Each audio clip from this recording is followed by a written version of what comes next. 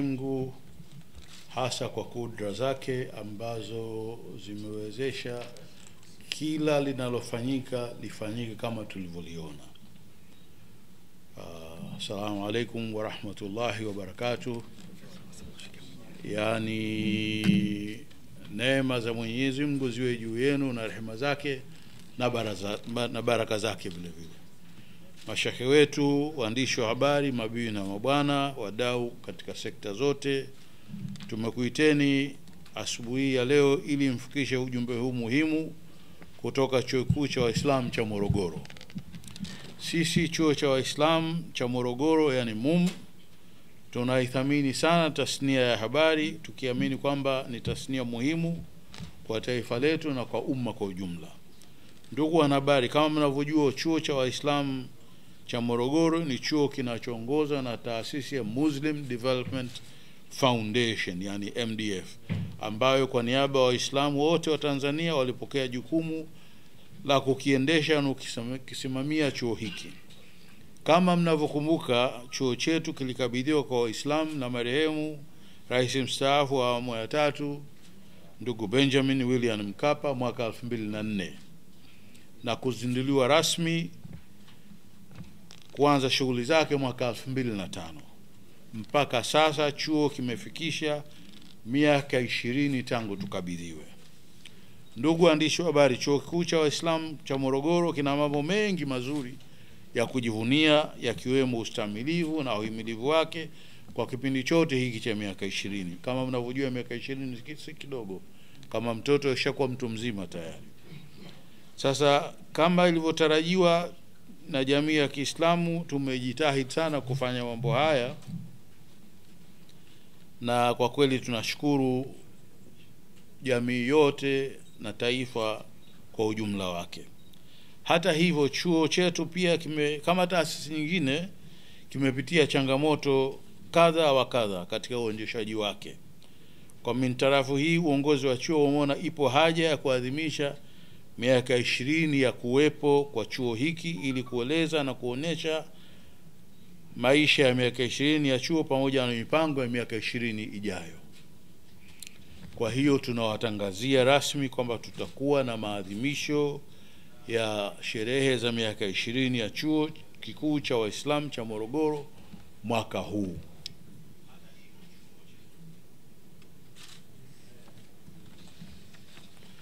Ndugu waandishi wa habari, kilele cha maadhimisho haya kitafanyika katika kitovu cha chuo ambacho ni Morogoro.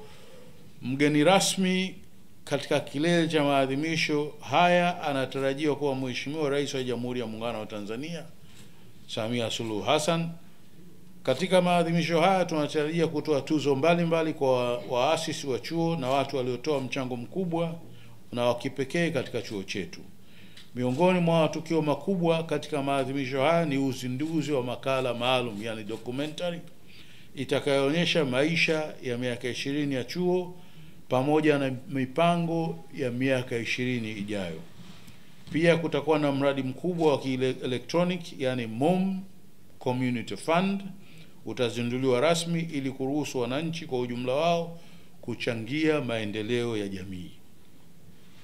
Maadhimisho haya yataanza tarehe 11 mwezi Juni katika viwanja vya Chuo Kikuu cha Waislamu Morogoro. Kutakuwa na mawasilisho na mijadala ya kitaaluma, maonesho ya kitaaluma pamoja na vikao mbalimbali vya alumni. Alumni ni wanafunzi waliosoma zamani na kuhitimu kutoka pale. Tunawakaribisha wahitimu wote na wadau wote kwa ujumla, popote walipo, wafike katika jambo hili, waje kujumuika nasi kwenye chuo chao kama vile walivyokuwa Dar es Salaam mwaka 2004, kuonesha umoja na matunda ya chuo chao. Ndugu waandishi wa habari, katika maadhimisho haya kutakuwa na dua maalum ya kuliombea taifa na viongozi wake ili kuendelea na kudumisha amani, kutuwezesha sisi MUM kwa kushirikiana na vyuo vikuu vingine tuendelee kuwa na mazingira mazuri ya kuandaa wataalamu tarajali wa nchi hii. Aidha, sanjari na dua kwa taifa, pia kutakuwa na dua maalum ya kukiombea chuo chetu. Dua zote hizi zinatarajiwa kuongoza na Abubakar bin Zubair bin Ali, Shehe mkuu ambaye pia ni mufti wa Tanzania. Tunazialika taasisi zote za Kiislamu kushiriki katika tukio hilo, pamoja na kuwa na kikao maalum cha taasisi hizo kujadili mustakabali wa chuo chao vile vile. Mwisho, tunamshukuru sana Mufti Abubakar Zubeir bin Ali kwa kushirikiana nasi kwa hali na mali wakati wote, wawakilishi wa MDF, ya Muslim Development Foundation, mashehe wetu na wadau wetu wote wa maendeleo. Aidha, ninakariri shukrani zangu tena kwenu nyinyi wahariri na waandishi wa habari kwa kubali kuja katika mkutano huu ambao tunaamini ni muhimu sana. Asanteni sana nyote. Karibuni sana Chuo Kikuu cha Waislamu cha Morogoro. Assalamu alaikum wa rahmatullahi wa barakatuh. Alaikum salam wa rahmatullahi wa barakatuh. Naam, haya ni maneno ya Profesa Asad, makamu mkuu wa Chuo Kikuu cha Waislamu cha Morogoro. Na ninafahamu waandishi wa habari ninyi ni watu mahiri sana katika lugha. Kuna makosa madogo sana ambayo mnatusaidia kusahisha. Mara nyingine watu husema Chuo Kikuu cha Kiislamu Morogoro, si sahihi. Wengine husema Chuo Kikuu cha Waislamu Morogoro, si sahihi.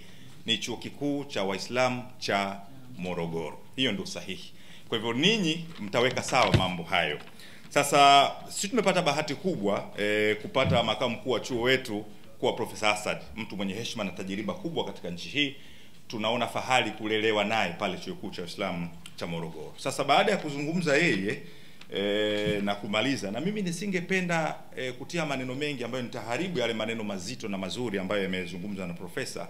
Kwa hiyo mimi itatosheka kuishia hapo tu.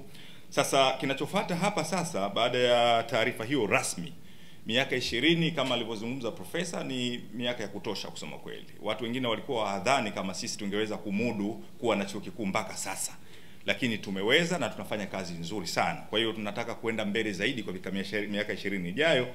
Tunadhani hili jambo muhimu la kuanza.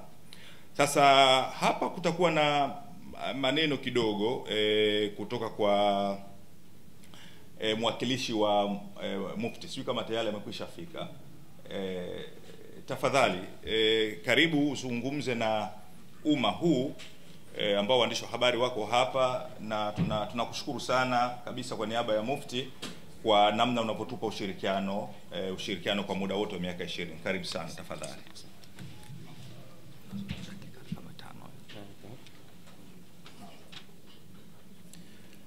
Assalamu alaikum wa rahmatullahi wa barakatuh. Alhamdulillah, wassalatu wassalamu ala rasulillah Muhammad bin Abdullah wa alihi wa sahbihi wa mawalah wa ba'd. Baada ya kumshukuru Mwenyezi Mungu, mtakia rehema bwana Mtume sallallahu alaihi wasallam, ndugu zanguni, kianza kabisa na meza kuu, tukianza na kaimu mkuu wa chuo cha Waislamu MUM, lakini na uongozi wote ambao uko meza kuu, lakini simsahau pia mamangu Mama Shamim Khan ambao ni mwenyekiti wa JUAKITA Taifa.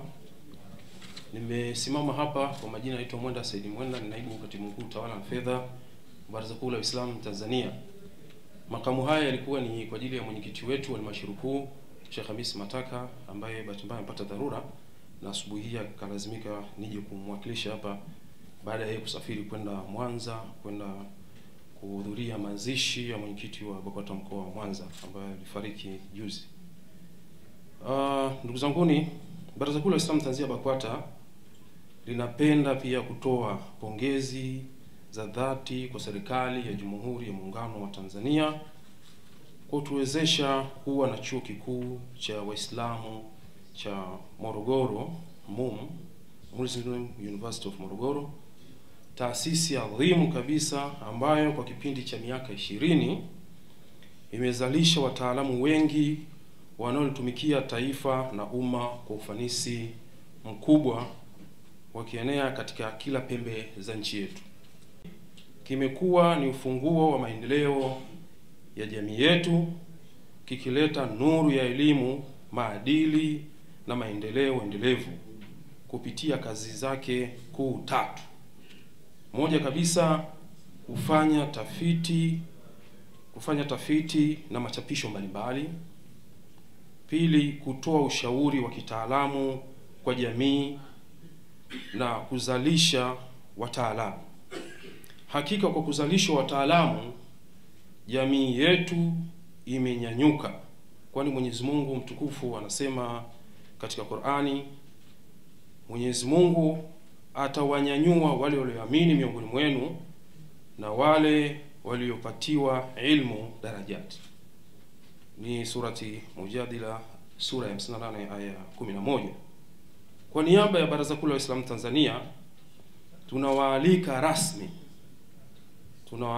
rasmi wananchi wote kushiriki katika matukio mbalimbali ya kusherehekea miaka 20 ya kuanzishwa kwa chuo hiki, ambayo kilele chake kitakuwa ni tarehe 20 mwezi wa 6 2025. Hakika tunawaalika sio tu kwa ajili ya kusherehekea mafanikio yaliyopatikana, bali pia kushiriki kikamilifu katika mpango wa maendeleo ya miaka 20 ijayo, tukishuhudia kwa pamoja yale mema yaliyotekelezwa na chuo chetu pamoja na yale yanayotarajiwa pamoja na yale ambayo yanatarajiwa. Tunaamini kwamba kupitia ushirikiano wa kila mmoja wetu tutaweza kuendeleza mafanikio haya kwa pamoja kama timu moja wa Tanzania na pia timu moja ya Waislamu, na kuipeleka jamii yetu katika kiwango cha juu zaidi cha maendeleo ya kielimu na kimaadili. Ndugu zangu, baada ya kusema haya, asalamu alaykum wa rahmatullahi wa barakatuh. Mabibi na bwana, naomba niruhusuni nimkaribishe Amiri Musa Kundesha, shekhe huyu ambaye ni mwalimu wetu, azungumze, awakaribishe watu kwa jambo hili kubwa kabisa. Dakika 2 na Sheikh Kundesha, tafadhali karibu. Naam, Sheikh Kundesha anakuja hapa kwa ajili ya kuzungumza na umma wa Tanzania. Karibu. Bismillahirrahmanirrahim. Alhamdulillah rabbil alamin. Assalamu ala al-Mustafa sallallahu alayhi wa sallam wa ala alihi wa sahbihi ajma'in wa ba'd. Al-ikhwa, assalamu alaykum wa rahmatullahi wa barakatuh. Awali nimshukuru Allah subhanahu wa ta'ala na kumtakia rehema Mtume Muhammad sallallahu alayhi wa sallam, bila kusahau masahaba zake Mtume walijitolea kwa mali na nafsi zao ukautetea Uislamu ukafika huko kwetu katika sura kama hii unayoiona. Tumwombe Allah subhanahu wa ta'ala ajalie radhi zake ziende kwa wote watakaofuata mwenendo kama wao mpaka siku ya Kiyama. Niseme neno moja la kishehe. Kwa mtaalamu mmoja anasema hivi: wala tamtazu baina al-insi wal bahaimi illa bil ilmi fajidu bil ilmi. Ni vigumu sana kutofautisha kati ya mwanadamu na mnyama. Kimantiki mwanadamu anaitwa hayawanu natiq, ni mnyama anayetamka. Ni vigumu kumtofautisha kati ya mwanadamu na mnyama isipokuwa kwa elimu. Fanyeni bidii na jitihada kubwa katika kutafuta na kupata elimu ili kujitofautisha na wanyama.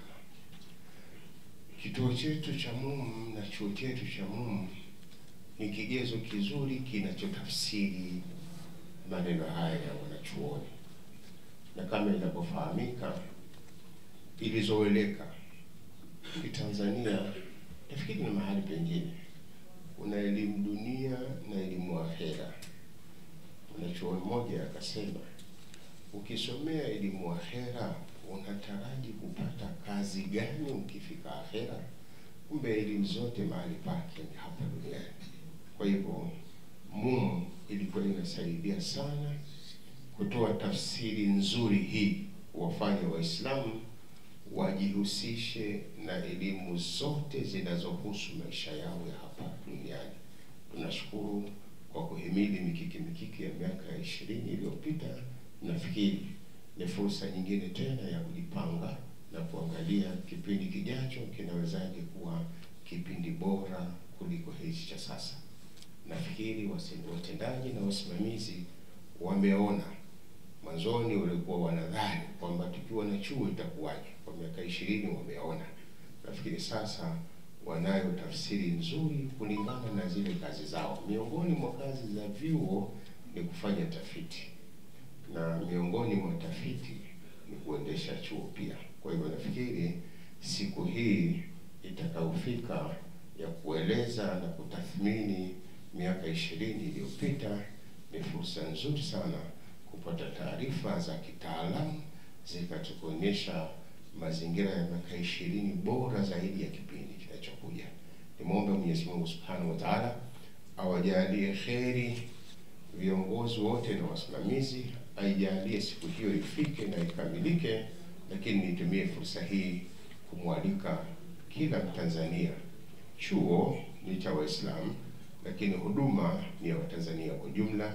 Ni kualikeni nyote katika siku hiyo adhimu muhimu na kupata michango yenu na mawazo yenu katika kwenda mbele, kwa sababu kazi ya chuo hicho ni kuandaa Tanzania kukabiliana na maisha ya Mtanzania.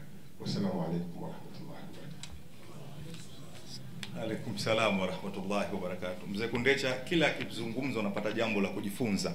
Anasema chuo ni cha Waislamu lakini huduma ni ya Watanzania wote. Ndio chuo chetu kilivyo. Kuanzia wanafunzi wetu na wafanyakazi ni mchanganyiko bila kujali imani zao. Amezungumza kwa usahihi kabisa. Dakika 2 hizi naomba sasa mniruhusu mabina bwana nimkaribishe Sheikh Tohabane kwa ajili ya kutoa maelezo na yeye dakika 2 walau na kuwakaribisha wa Tanzania katika shughuli hiyo kubwa kabisa. Tafadhali karibu uzungumze na umma kupitia waandishi wa habari hawa, na tuko mubashara kupitia ZBC2 wema unaoendelea. Bismillahirrahmanirrahim. Alhamdulillahi rabbil alamin wassalatu wassalamu ala ashrafil mursalin nabiyina Muhammadin wa alihi wa sahbihi ajma'in, amma ba'd. Ndugu zangu wanahabari na waliko wengine ambao tumehudhuria kikao hichi adhim, assalamu alaikum wa rahmatullahi wa barakatuh. Kwa kweli tunamshukuru Mwenyezi Mungu kwa taufiki yake, lakini zaidi ya hayo tunashukuru kupata muda mfupi huu wa kuzindua jambo letu kuelekea maadhimisho ya miaka 20 ya chuo cha Waislamu cha Morogoro. Ukweli ni kwamba elimu kwa mujibu wa Uislamu ni fardhi kwa kila Muislamu. Sasa tukitoka kwenye nadharia tukija kwenye utekelezaji kwa vitendo, tunasema hii aya au hizi aya ambazo zinaelekeza elimu tunajipa mazingira na wakati wa kuweza kuzifanyia kazi. Na elimu kwa kuwa ni fardhi kama zilivyo fardhi nyingine, anayezisimamia kwa namna yote ile, kwa kufundisha, kwa kuelekeza, kwa kuchangia, kwa kusimamia, anakuwa naye ametekeleza fardhi ya Mwenyezi Mungu. Kwa hiyo hii ni haki ya kila Muislamu, na sisi Waislamu kwa wakati huu na kuendelea tunafurahia sana kuona Allah ametulinda na kutuongoza kuweza kufikia miaka 20 ya chuo chetu cha Morogoro. Kwa hivyo ni matarajio yetu kwamba kila Muislamu, na kama alivyosema ndugu yangu, kila Mtanzania achangie kwa fikra zake na mawazo yake na maelekezo yake kwa hali na mali kuhakikisha kwamba chuo kinapiga hatua zaidi kuelekea mbele, kwa sababu wataalamu wanaozalishwa ni Watanzania na wataihudumia Tanzania kama tunavyofaidi huduma mbalimbali za kitaaluma za watu wa aina mbalimbali zinaigusa jamii yote ya Kitanzania. Kwa hivyo katika kuchangia kwetu, iwe ni kwa pesa, kwa mawazo, tusichangie kwa kuangalia tunachangia labda itikadi ya Kiislamu. Tunachangia jambo ambalo limefaradhishwa na Uislamu lakini linaihusu jamii yote. Kwa hivyo tunawaalika Watanzania wote, bali na hata walio nje ya Tanzania ambao wanaweza kutufikia kupitia majukwaa haya na kupitia vyombo vyetu vya habari, siku itakapowadia wahudhurie ili washiriki, waweze kutuchangia, waweze kutushauri, waweze kutuelekeza ili kuhakikisha kwamba jukwaa hili la kielimu linasonga mbele na kukidhi matakwa ya jamii na hasa ya Kitanzania. Assalamu alaikum wa rahmatullahi wa barakatuh. Wote mlioko meza kuu, wenzangu wote waalikwa, waandishi wa habari, mimi naomba niseme kwamba nilikuwa mbunge wa Morogoro mjini, kwa hiyo mimi hapa niko nyumbani, mumu ni yangu. Hilo la kwanza. Lakini la pili, nimeshuhudia mwenyewe siku ya makabidhiano. Alifika marehemu Mkapa akatukabidhi yale majengo. Yale majengo yalikuwa ya TANESCO, lakini tukakabidhiwa. Kwa hiyo pamoja na kwamba kishatangulia mbele ya haki, tunamtakia malazi mema pale alipo. Ndugu zangu, amesema Sheikh Kundecha pale kwamba chuo hiki ni cha jamii ya Kitanzania na wa nje. Mimi nimefika kwenye graduations nyingi tu pale Morogoro kwenye chuo, na nimewakuta vijana ambao sio Waislamu. Nimewaona na wamepewa vyeti na walikuwa navaa kama tunavyovaa sisi Waislamu, hasa akina mama. Lakini pia niliwakuta watu wenye ulemavu, niliwaona pale. Hatukuwatenga. Uislamu unakataa kuwatenga watu ambao sio wazima. Watu wenye ulemavu ni jamii yetu. Kwa kuwa nimepewa dakika 2, na watakieni kila la kheri. Mheshimiwa Vice Chancellor, anytime is tea time. Nipigie tu simu, mimi nitafika pale, ni nyumbani. SGR ipo. Kwa hiyo asante sana. Watanzania wote na wakaribisheni pale Morogoro kuanzia tarehe 11, 10 mpaka tarehe 20. Tuwe pale, tuje, na usingoje kuambiwa. Njoo na wewe mwenyewe uone walivyofanya kwa miaka 20. Tupate historia. Wengi hatujui. Tupate historia ya chuo chetu. Mimi nilikuwa nakuja sana Vice Chancellor wakati Vice Chancellor alikuwa Mheshimiwa Mwatumu Malale.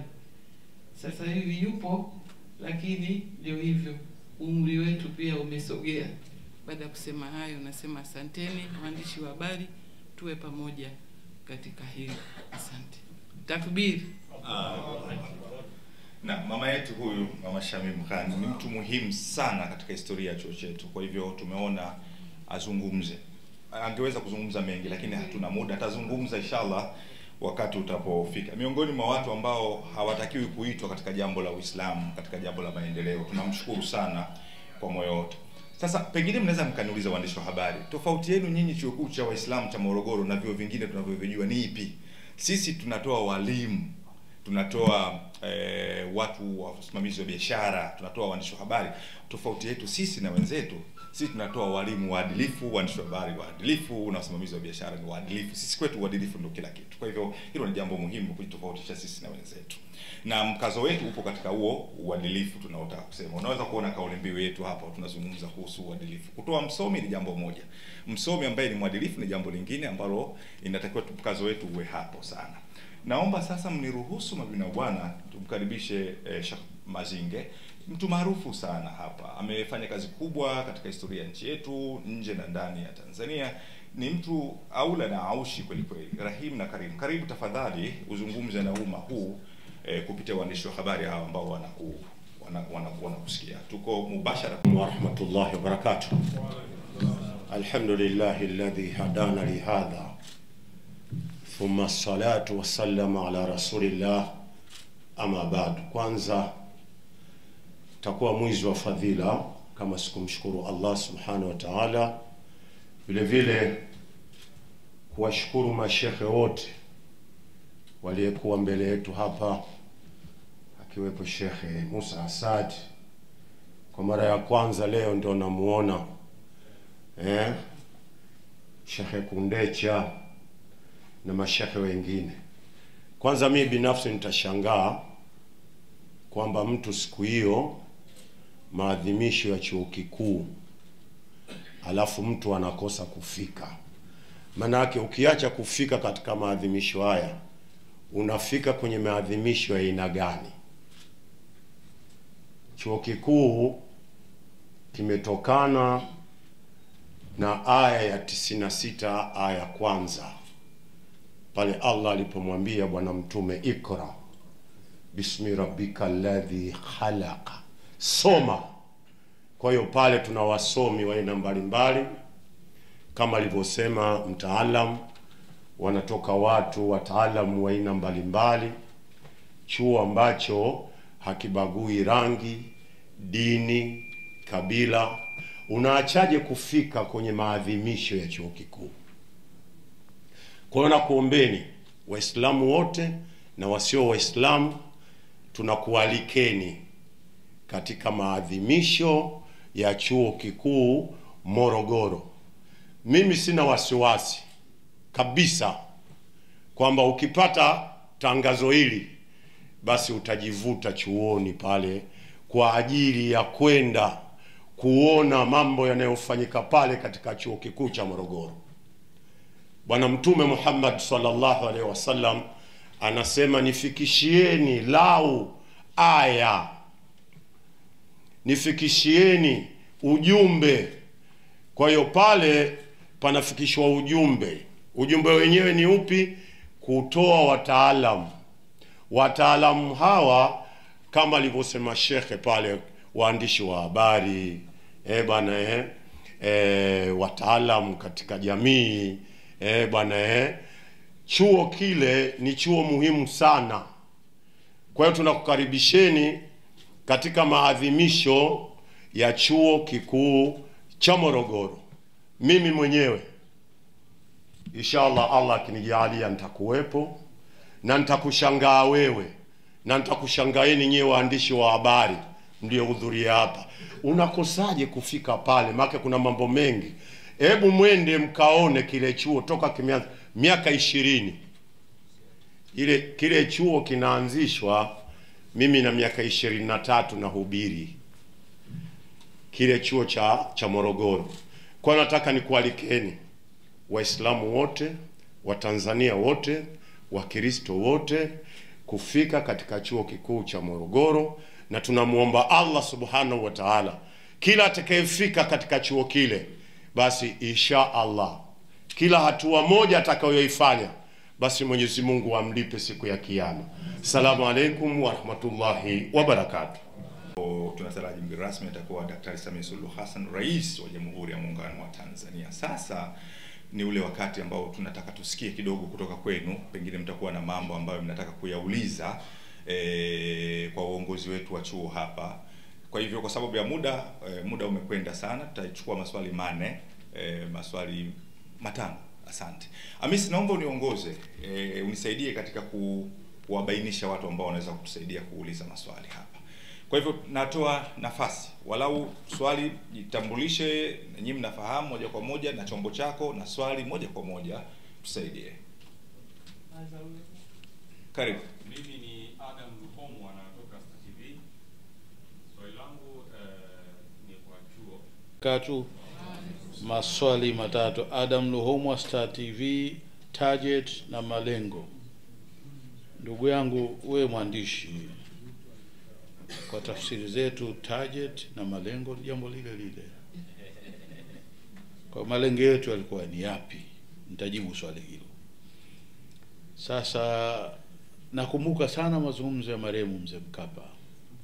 Yeye ametoka Mtwara na alisema, bwana, mimi bwana, kwa makuzi yangu najua Waislamu walirudi nyuma sana katika elimu. Kwa kitu ambacho kilimfanya yeye ikawa rahisi kwake kutoa chuo kile ni kwamba sasa awe ametoa mchango wa kuchangia elimu kwa Waislamu. Kwa nasi malengo yetu ya kwanza ni hayo, kwamba tuhakikishe kwamba nafasi za kusoma wanazipata Waislamu na wanafanikiwa. Hilo lilikuwa la mwanzo. Kwa hiyo cha kwanza ni kupanua elimu katika chuo chetu. Sasa sisi tulianza na wanafunzi 260 na kwa kweli wakati ule ilikuwa ni kushikana shikana hivi mishahara kulipwa. Sikuwepo mimi, alikuwepo ndugu yangu Njozi. Na sasa hivi 2024 tulikuwa na wanafunzi 4760. Kwa hiyo unaona kwamba tumekuwa sana kwa uwezo wetu wa kudahili na kuingiza wanafunzi. Kwa hiyo lengo ni enrollment, lakini vile vile kukuza udahili, na hilo tumefanikiwa vizuri sana. Lengo la pili lilikuwa ni kutoa wahitimu wazuri kuliko wote, na uzuri si academic tu, uzuri vile vile ni hulka zao ziwe nzuri vile vile, na hilo nyinyi wenyewe mnaweza kulipima. Tazama wanafunzi wa MUM wako wapi, wanafanya vipi. Utaona kwamba wanafunzi wa MUM, whether ni mass communication, law and sharia, education, wamejitahidi sana kutokea katika ofisi mbalimbali na wanaonekana. Lakini vile vile mimi nazunguka sana mjini hapa. Nakumbuka kuna siku nilikutana na binti mmoja, mama mmoja, si binti, mama mtu mzima, akifanya kazi idara ya maji. Idara ya maji wako Mwananyamala pale karibu ya hospitali, kama mnajua watu wa Dar es Salaam. Sasa yule mama akajua mimi natoka MUM, akaniuliza, "Profesa, hivi watoto wenu mnawakuzaje kule?" Nikamwambia, "Sisi tunawakuza kama kawaida, lakini tofauti na hivyo vingine." Najibu na ile swali la pili lile, tofauti yetu ni nini? Kwamba hulka na attitude kwetu ni muhimu sana. Mwalimu afanye kazi kwa bidii na mwanafunzi naye afanye kazi kwa bidii, kuitendea haki ile saa ya lecture. Vile vile hata maadili yao yawe mazuri vile. Sasa yule dada alishangaa kwamba wamekwenda pale vijana, watoto wa kike wawili, na wamekaa, aliniambia mwezi. Akasema, "Watoto wenu tofauti sana watoto wengine. Ingekuwa watoto vyo vingine pale, ingekuwa mwezi mmoja huo wameshafahamiana kila kijana pale. Lakini watoto wenu very strict, wamekaa vizuri, wanajitazama sawa sawa. Chuo chenu kinachukua kwa Kristo." Nikamwambia, "Hakuna wasiwasi, nataka nimlete mdogo wangu." Kwa hiyo unaona ile impact ya mtu mmoja mmoja. Sasa hilo sitaki kulisemea mimi, natoa huo mfano kwa sababu nilimsikia mtu akisema, lakini na nyinyi tazameni, mtaona kwamba watoto wetu si katika watoto ambao wanaonyesha mfano mbaya katika jamii. Ni watoto ambao wanafanya kazi kwa sababu wamefundishwa sawa sawa, na wanafanya kazi ile kwa sababu ni sehemu ya ibada yao vile vile. Sasa tofauti nyingine pale, sisi kwa bahati tuna enrollment ya watoto wa kike kubwa kuliko nafikiri vyuo vingine vyote. Kwa maana education tunaweza kutoa sisi watoto wa kike 80%. Kwa hiyo sisi kwa kweli tunatoa watoto wa kike zaidi kuliko watoto wa kiume, na tunaaminiwa sana na wazazi kwa ajili ya watoto wa kike kwa sababu ya kuwatazama kwetu. Sasa utaona vile vile kwamba hawa watoto wa kike kama ni walimu kwa mfano, watakwenda vijijini. Na nyinyi mnajua mishahara yetu katika nchi hii si mikubwa sana. Sasa akishakwenda kijini atafanyaje kazi? Sasa sisi pale nje ya program za kawaida, kuna program za ziada za kuwafundisha watoto wetu maisha ya vijijini. Kwa mfano, kuna mwalimu wetu na yuko hapa anafundisha namna ya kutengeneza sabuni. Ni kozi ambayo SIDO inalipiwa. Pale wanafundishwa. Akifika jijini atafanyaje? Tumeanza sisi mpango wa kutengeneza bustani pale na kupanda miti, ili naye akaenda kijijini aweze kufanya vitu hivyo, ili kusaidia maisha yake kwa ujumla. Sasa vitu hivyo katika vyuo vingine huvipati, katika chuo chetu unavipata, na inshallah Mwenyezi Mungu akijali, katika mambo anataka kufanya ni kuanzisha kitu kinaitwa Skills Development Unit, kurasmisha kabisa hayo mambo ya ziada hayo, ili yaweze kufanyika kwa wanafunzi wetu. Jambo la tatu la mwisho ambalo ni tofauti, tazama mashindano ya wanasheria katika nchi hii na nje ya nchi hii, inaitwa moot court, na wanafunzi wa chuo cha Waislamu cha Morogoro kila mwaka wamekuwa wakishinda au wakenda juu kabisa katika mashindano haya. Wanajiamini, wanajua vitu vyao, na wanazungumza kama vile ni watoto wa chuo kikuu. Hiyo ndio tofauti kubwa. Na nafikiri tuna programs gani pale? Program tulizo nazo pale bana ni elimu, education. Tuna program ya sciences. Tuna program ya law and sharia, ya tatu hiyo. Program ya nne ni mass communication. Mass communication. Program ya tano ni business studies. Program ya sita ni Arabic and Islamic studies. Arabic and, na labda niseme tofauti yetu pia sisi na vyuo vingine, hakuna chuo chenye idadi ya mashehe wengi kama chuo cha Waislamu cha Morogoro, ambao wamesoma Madina, wamesoma Ummul Qura, yani wame graduate na degree za dini tunao chungu nzima pale. Kwa hiyo nasema tutaweza kujivunia kwa sababu tuna kikundi kikubwa cha mashehe na wanatumika sana. Ukifungua Radio Imani, wazungumzaji ni mashehe wetu. Kwa hilo pia ni tofauti na vyuo vingine vyote katika nchi hii. Chuo kikuu cha Dar es Salaam sijui hata kama wana shehe mmoja. Hawana, nafikiri hawana. Mimi sisemi utani, chuo kikuu cha Dar es Salaam wana shehe gani? Sina hakika, lakini nafikiri hawana. Sijasikia kama wana shehe hata mmoja. Sisi tuna mashehe hawapungui 8 pale, wa kiwango kinachotakiwa kabisa. Assalamu alaykum wa rahmatullahi wa barakatuh. Labda kuna swali la bwana kutoka Kilimani kuhusu mpango labda wa kufungua chuo. Nimeandika hapa mwingine. Mpango wa kufungua chuo kingine kwa kweli haupo, isipokuwa tuna mpango wa kufungua matawi ya chuo cha Waislamu hapa Dar es Salaam na katika mikoa mingine. Na nyinyi mpo katika mikoa yenu, labda huko ikipatikana ardhi ambayo tunaweza kuipata kama wakfu, tunajaribu kuwatafuta wafadhili wakiweza kutujengea. Na si chuo kikuu tu, sisi tunatafuta hata ardhi ya kujenga shule ya sekondari, shule ya primary. Maanake sisi tunatafuta ni elimu. Kwa hiyo akitokea watu wa Tabora watutupa eka 5, tunaweza kuweka shule ya msingi, tuweka shule ya msingi. Tunamtafuta mfadhili ujengee shule ya msingi, na uzuri tuna walimu, tutawapeleka walimu pale.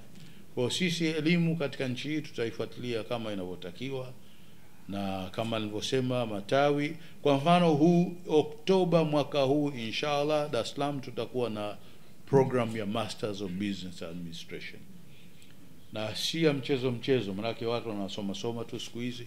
Itakuwa program ya kazi sawa sawa, yani ukitoka pale unaingia mahali watu wanasema huyu bwana amesoma sawa sawa. Asante sana. Labda nikae hapa. Nafikiri swali lako jibu lake ni rahisi sana. Ni swali lile la je, kuna faida gani ya kusafiri? Ni hilo.